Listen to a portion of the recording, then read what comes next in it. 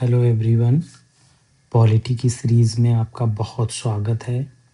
लक्ष्मीकांत हम कवर कर रहे हैं।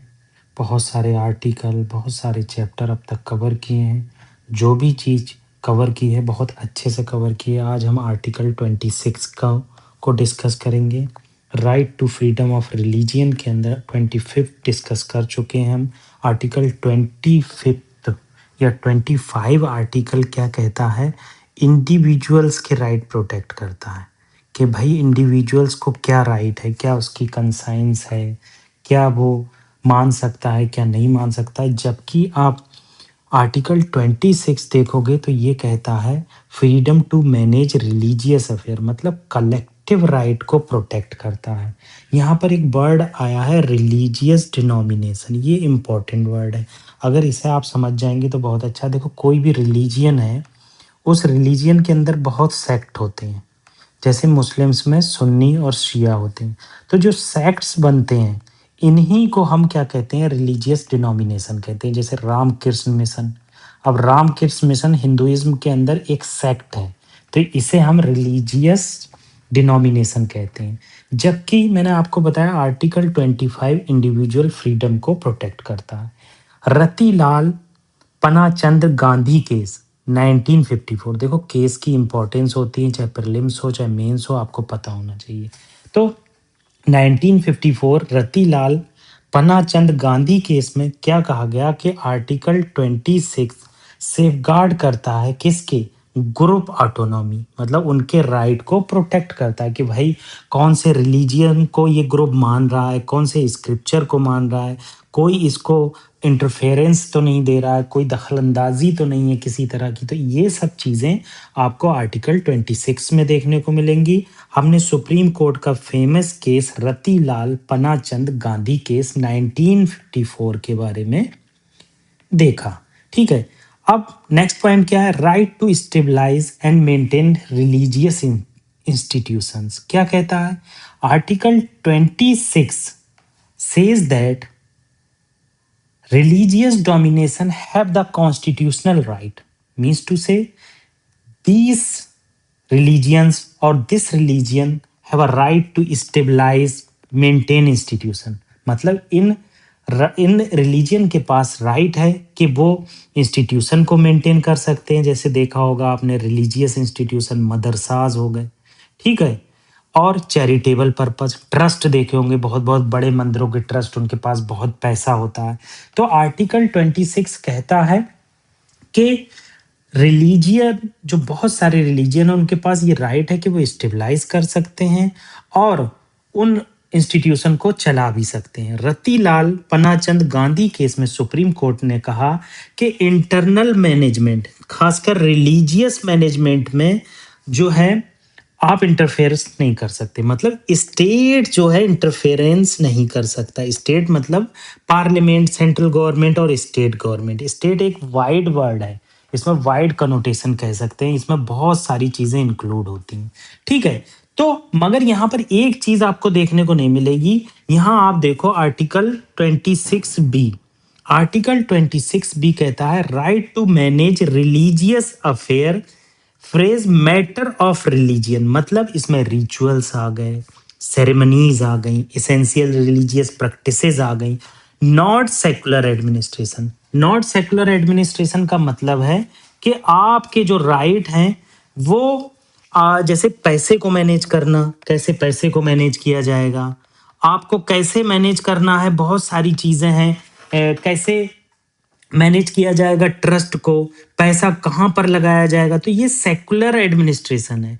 इस सेकुलर एडमिनिस्ट्रेशन में स्टेट्स के पास या स्टेट के पास राइट है कि वो इंटरफेरेंस कर सकते हैं। यहाँ केस आप देख लो, श्री सरूर मुत केस 1954 में सुप्रीम कोर्ट ने कहा कि state can not regulate purely religious practices even indirectly. मतलब रिलीजियस प्रैक्टिसेस को आप नहीं कर सकते। जैसे कहीं पर आपने देखा होगा मस्जिद में, कहीं कहीं मस्जिद में विमेन को जाना अलाउड नहीं है, ये रिलीजियस प्रैक्टिस है। अगर ये सुप्रीम कोर्ट कह दे ये इसेंशियल नहीं है तो अलाउ किया जाएगा।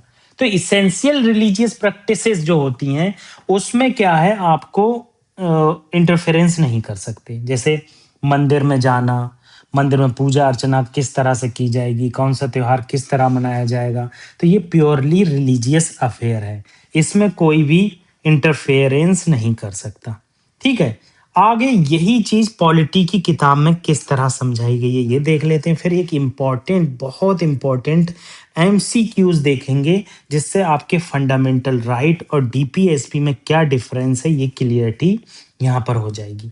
तो यहाँ अगर पॉलिटी की बुक देखेंगे तो क्या कहा गया है? पहले बताया गया है right to stabilize and maintain institution for religious and charitable purposes, ये हमने देख लिया। ओन अफेयर्स, उनके रिलीजियस अफेयर्स में स्टेट इंटरफेरेंस नहीं कर सकता।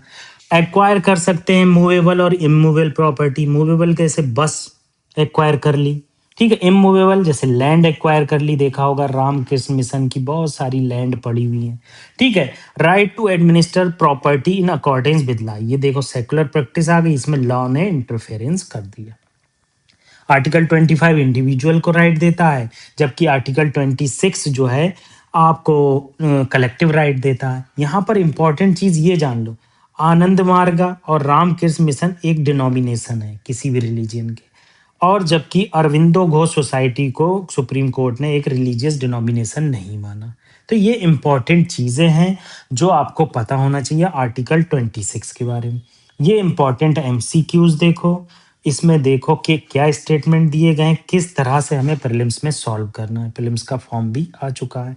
ए law enacted to give effect to a directive principle can override, कितना इंपॉर्टेंट वर्ड है, can override a fundamental right if it is placed in ninth schedule. ये बिल्कुल गलत। आपने आई आर कोहलू केस सुना होगा, कोएलू ऐसे केस है। अभी आगे हम सोल्यूशन में देखेंगे।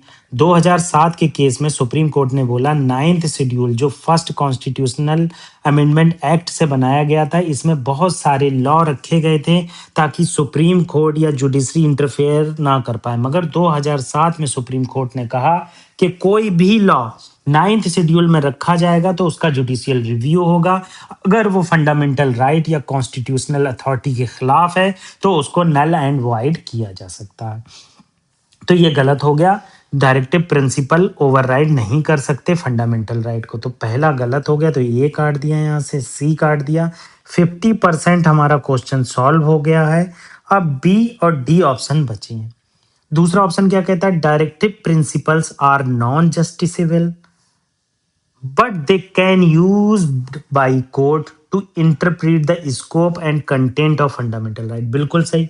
डायरेक्टिव प्रिंसिपल जो होते हैं वो नॉन जस्टिसिएबल होते हैं। मतलब क्या होता है इसका कि इनको जस्टिफाई नहीं किया जा सकता। मान लो स्टेट गवर्नमेंट डीपीएसपी का कुछ रूल यूज कर कर ग्राम पंचायत के लिए कोई लॉ ले आई।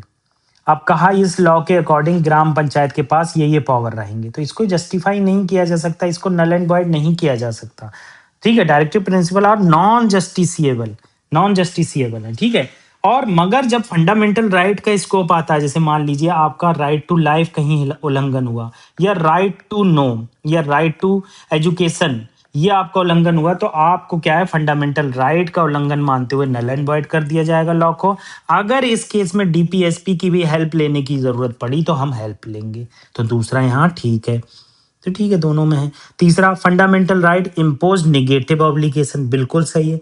फंडामेंटल राइट स्टेट्स को कहते हैं कि ये मत करो, किसी की राइट टू स्लीप को आप डिस्टर्ब मत करो, किसी के घर में डायरेक्टली आप इंटरफेयर नहीं कर सकते उसके पर्सनल मैटर में, वॉइस रिकॉर्डिंग नहीं कर सकते फोन्स में। तो इस तरह की चीजें आपको देखने को मिलेंगी, ठीक है। तो ये निगेटिव ऑब्लिगेशन है स्टेट पर, जबकि DPSP primarily impose positive obligation. Positive obligation का क्या मतलब है कि बहुत सारे डीपीएसपी का यूज कर कर आप लॉ बनाइए, जैसे ग्राम पंचायत के लिए, ठीक है, डिस्क्रिमिनेशन को खत्म करने के लिए, इस तरह के लॉ बना सकते हैं। तो तीसरा भी यहाँ सही है, तो ये दो सही होगा। चौथा देख लेते हैं, in case of conflict DPSP और वो क्या होगा, फंडामेंटल राइट में कन्फ्लिक्ट होता है तो कह रहे हैं डीपीएसपी प्रिवेल करेगा, बिल्कुल गलत।